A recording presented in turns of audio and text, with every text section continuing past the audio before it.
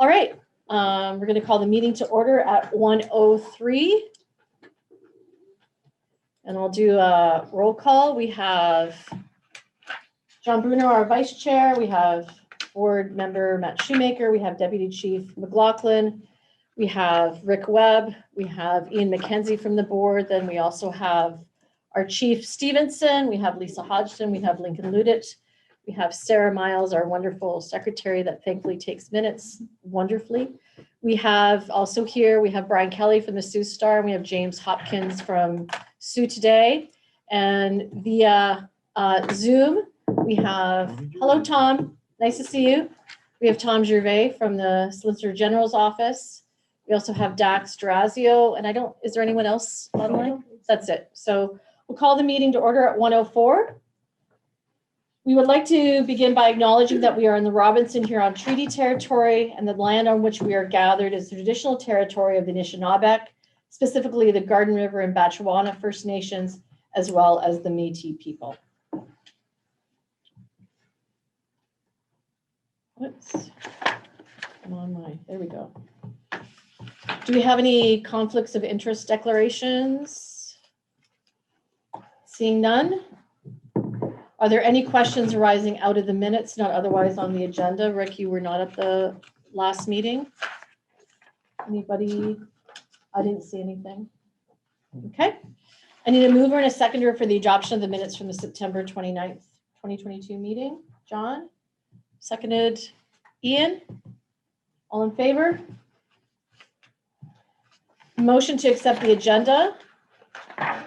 I need a mover and a seconder. Resolve that the agenda of the regular meeting as presented be hereby approved. Matt, John, all in favor? Wonderful. Maggie McGoldrick, our social equity coordinator, is going to come to the next meeting. Some of the other folks from ALT wanted to be present as well for the presentation, specifically Ali Juma, who's our CEO at AFS, and he could not attend today.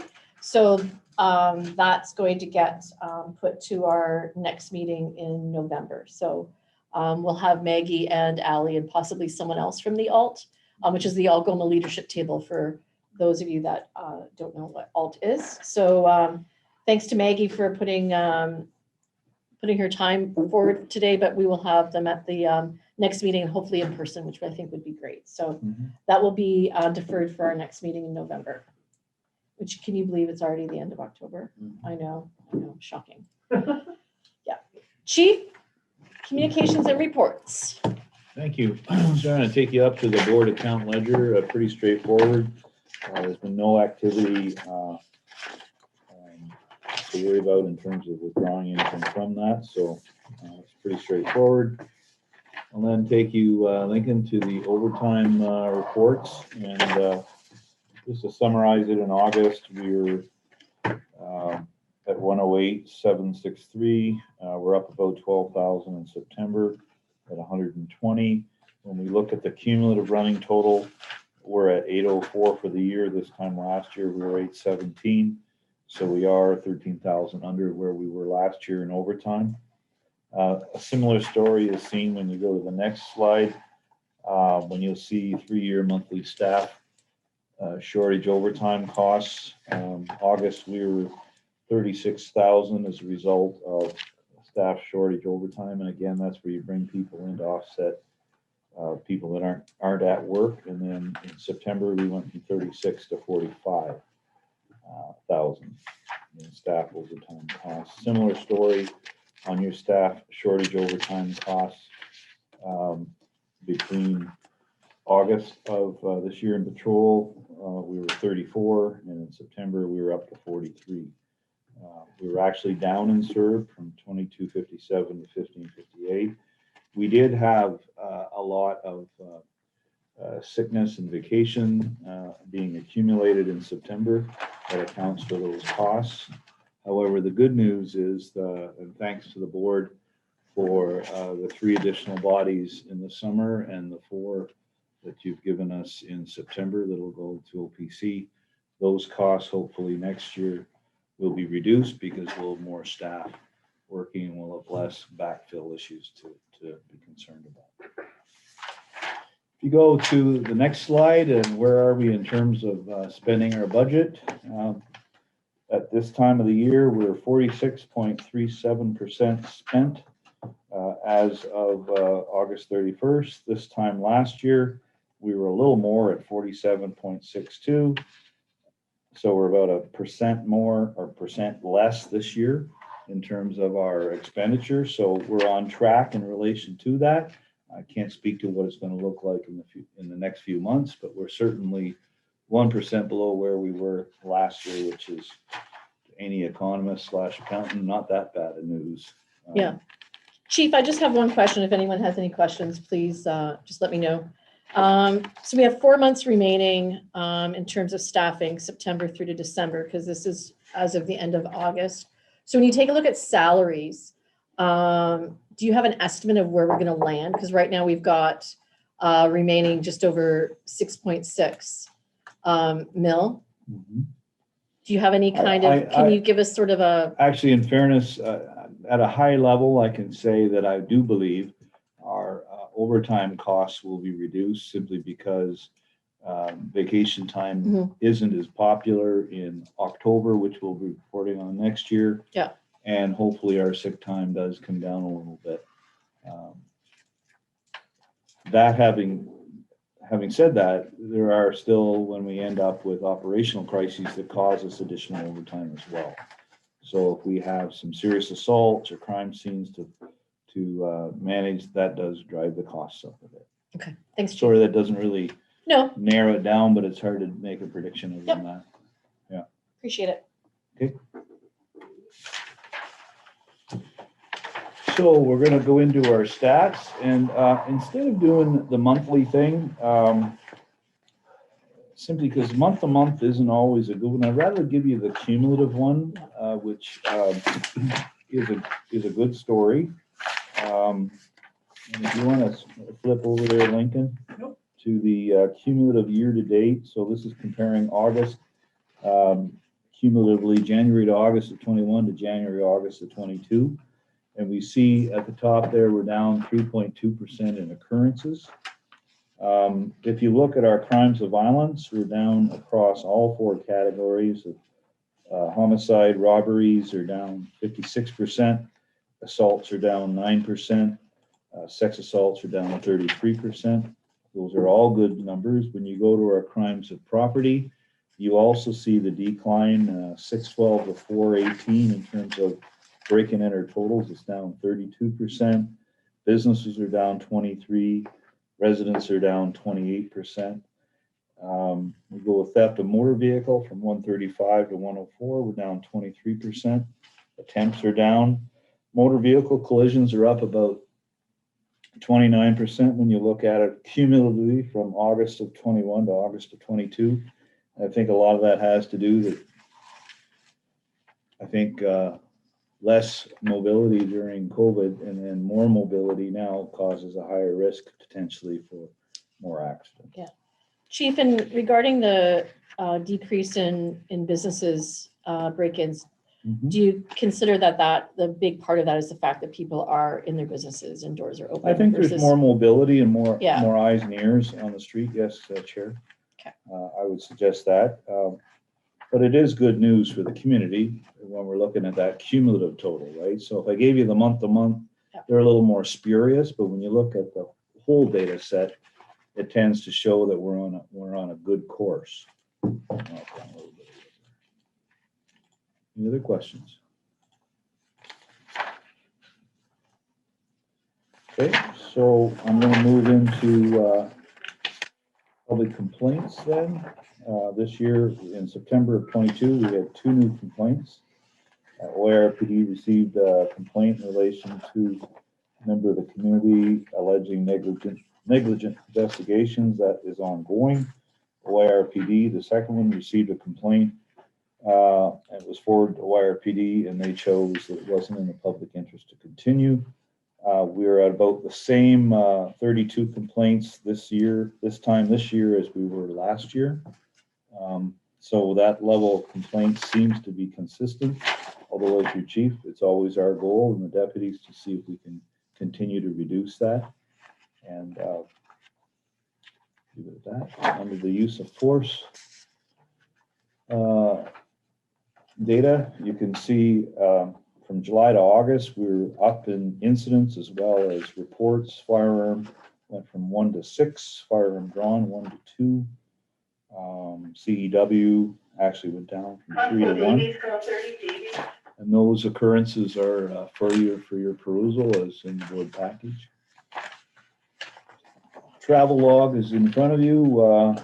We are obviously courses and conferences, like every other organization in the city, have sparked up once our mobility and conferences are being run in person. We do our best, Madam Chair, to do where we can Zoom. We do our best to ensure that if it's a conference, there's not 3 going, there's 1. They can bring the information back. I get that from my OPP days. So we're doing our best to keep those down, and certainly when we have our finance committee meeting, I believe, is coming up in the next week or so with Angela. Yep. We'll go over those as well and make sure you have the opportunity to add your comments about where, when, and how. Well, I just want to note, I think it's really great that we had Vicki Montos go to the Women Policing Conference. I think that was really important, and glad that she was able to do that and that was able to be facilitated. So I think that's really important moving forward. So, and thanks for bringing that up. And I know Vicki in her new portfolio, and we're going to do probably a presentation on that next month. So you see in her new role in terms of basically equity, diversity, and inclusion. You're going to see her at many functions in the community as well as myself. But we have a constant senior executive at all of those conferences, and we're always looking at proactive ways to ensure that we get ahead of the curve in terms of serving equity, diversity, and inclusion in our community. So thanks for that comment. We'll go on to notes of appreciation. We have 2 this month. In September, I got a letter from a local doctor outlining how happy he was with Constable Tara Smith and her assistance in a death investigation in the city. He commented how she managed the scene and her ability to show empathy to a family that was in crisis. It was, and he comments it was exceptional.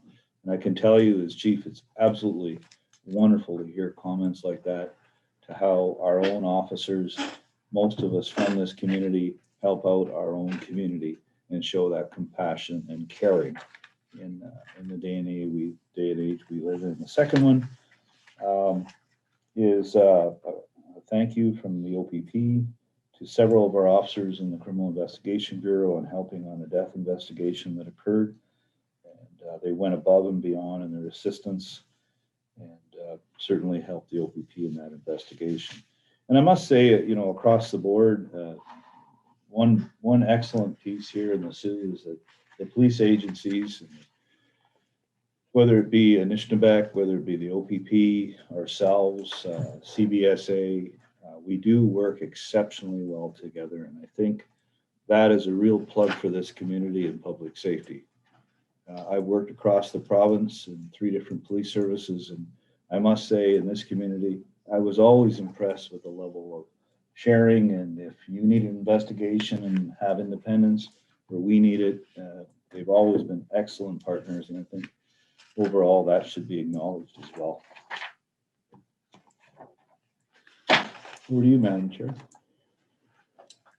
And small, mid-sized police meetings outcome. It was very well attended. Chief, I want to say thank you to Lisa, because I know Lisa did a heck of a lot of work, and Lincoln. So thank you both so much, and Sarah as well. I'm sure I did nothing. I'm sure you did something.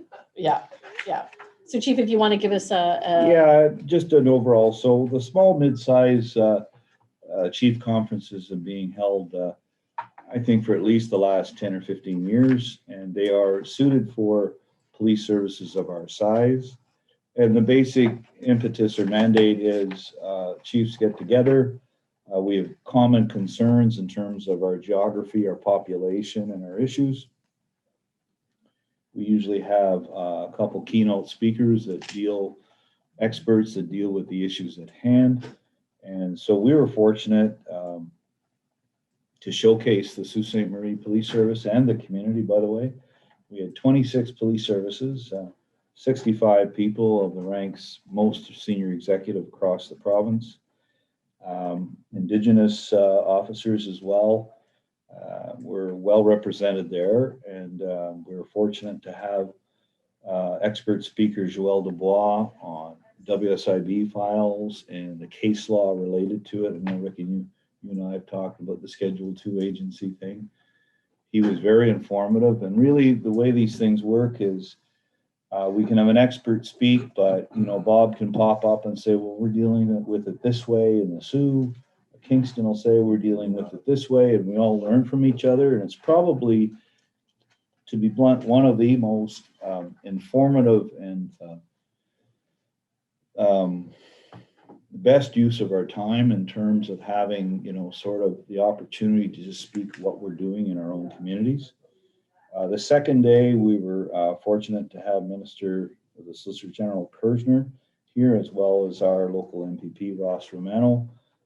He did a wonderful speech on police boards, on supporting our community.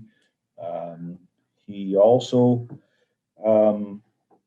asked if he could have a tour of our police station, and I said absolutely. So I brought him around the station, and first place he went was our SERB operators, our communication operators. We're surprised to have the Minister of the Solicitor General pop in at 9:30 and listen to what they were doing and how they worked, and it was really special. And then one of our staff sergeants took him around and showed him the building and showed him a police operation in place. And we also had the opportunity to show him a bit of the community that evening, as well as he popped over to the Jewish synagogue the following day for a nice chat with Jeff Artis. So it was a good exchange of information. Obviously, our support people there, Lisa and Lincoln, put a heck of a conference on. I call it like about 6 weddings in one. When you're managing 65 executives in policing, we tend to be a little bit needy. If that goes under, I'm sure my colleagues will laugh when they hear it if it's in the press, but we make sure that they're taken care of respectfully, and we got them to a Sioux hockey game, and unfortunately we didn't win that game. That's okay. But we had a great cheering ring, so that's about it. Yeah. No, and I was fortunate to be in attendance for portions of it, and it was definitely great to hear collaborations. And people from everywhere, from Kingston to Belleville to Timmins to Thunder Bay and Sudbury and around. So I think that anytime that you get people gathering together and exchanging stories and information, and the Sudbury was thinking about doing a similar program as our downtown ambassadors. So I got them Annette Kajanaki's information at the Canadian Mental Health Association here. So it's really when you're able now to gather around the table, how you can, information share and give people resources. So thanks, Chief and Deputy Chief and everyone for putting it on. I think it was really important. And we had a lot of people that have never been to Sault Ste. Marie before. So that was really, really nice as well, that they were able to see some of, unfortunately, not much of our natural beauty because they were stuck in a conference room most of the time, but they can always come back. Absolutely. So yeah, thank you very much. Yeah. Matt? Thanks, Madam Chair. Chief, when showing the Solicitor General around, was there any discussion of the deficiencies in our building? There was certainly the opportunity to demonstrate how we have financial challenges over the years in terms of managing an older facility. I will say he was impressed with how we manage with what we have, because I know he's across the province and saw other agencies of our size with clearly, potentially different resources at hand. But he was very respectful in terms of what he saw, and we gave him that opportunity, sir. Okay, thank you.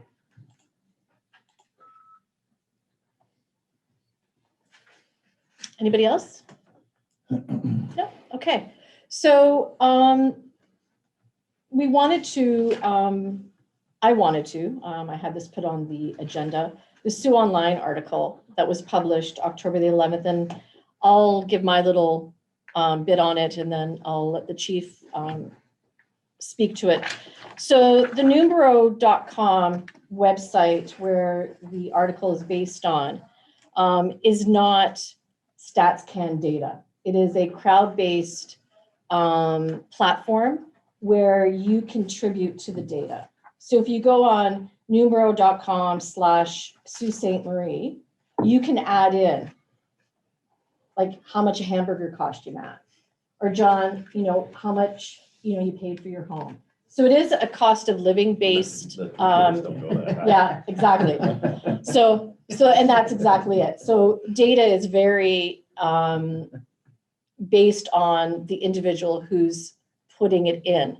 It's not a data analyst. It's not an authorized authority of actually taking hard data. So it's very subjective. So in the crime rates in Sault Ste. Marie portion is based on perceptions of visitors of this website in the past 3 years.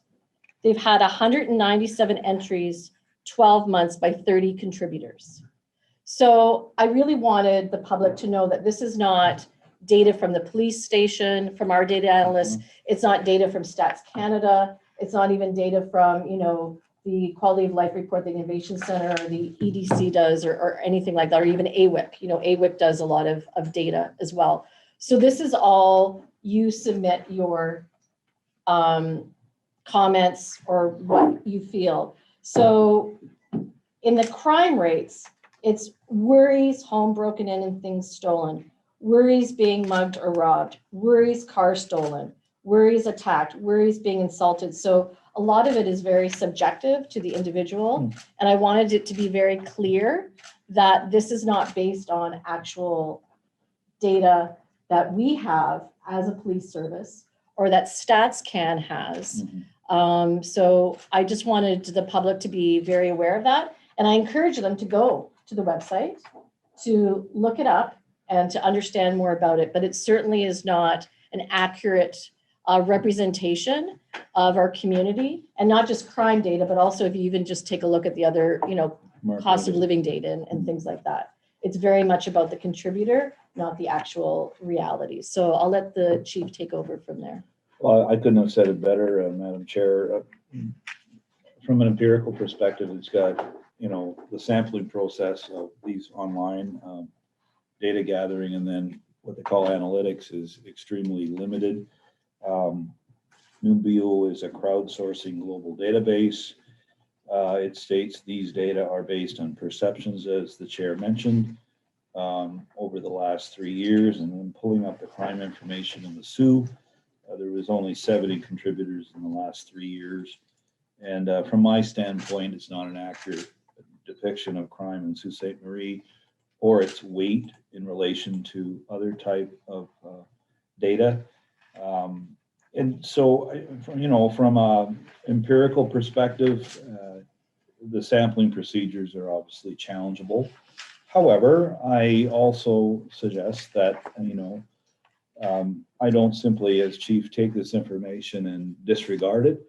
I look at it as a challenge to improve, and we are always constantly trying to improve how we reduce and prevent crime. And in fairness, it's not a bad month to present this information because we had a pretty good year to date in terms of crime reduction in the city. So let's just hope that trend continues. Thank you very much, Madam Chair.